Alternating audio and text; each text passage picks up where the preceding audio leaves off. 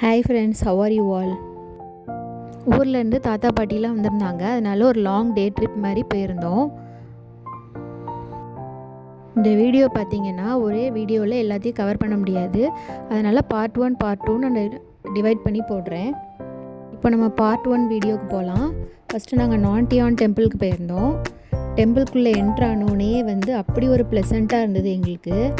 எங்கே பார்த்தாலும் அந்த லாவெண்டர் ஃப்ளவர் அப்படியே நாங்கள் உள்ளே என்ட்ராகும்போது அவ்வளோ பீஸ்ஃபுல்லாக இருந்தது மைண்டுக்கு. இந்த இடமே பார்த்திங்கன்னா அவ்வளோ பசுமையாக இருந்தது. மரம் செடி கொடிகளோட அவ்வளோ பசுமையாக இருந்தது. இந்த டெம்பிள் பற்றி நான் படித்ததை உங்ககிட்ட ஷேர் பண்ணுறேன். இந்த Nan Tien temple it was founded in 1967 by Sing Yun. Literally இது ஒரு பேரடைஸ் ஆஃப் சவுத்துன்னு சொல்லுவாங்க. இது ஒலங்காங்கிற ஒரு இடத்துல இருக்குது. இதோட ஷேப் ரிசம்பிள்ஸ்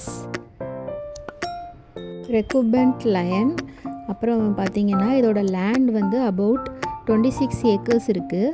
இதை அஃபீஷியலாக எப்போ ஓப்பன் பண்ணியிருக்காங்கன்னா 1995. இது one of the largest Buddhist temple.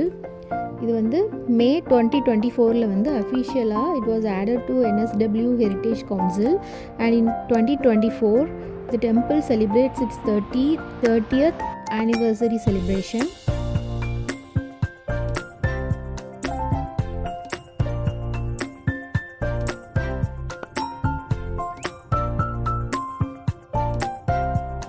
இப்போ நீங்கள் பார்த்துட்டு இருக்கிற பகோடா. இது ஒரு 8 லெவல், அதாவது 8 ஸ்டோரேஜ் டவர். இந்த டிசைன் எப்படி பண்ணாங்கன்னா it was inspired by the ancient Chinese style. இப்போ நாங்கள் அங்கேருந்து கிளம்பிட்டு அப்படியே கியாமா போயிட்டோம். நம்ம கியாமாக்குள்ளே என்ட்ராக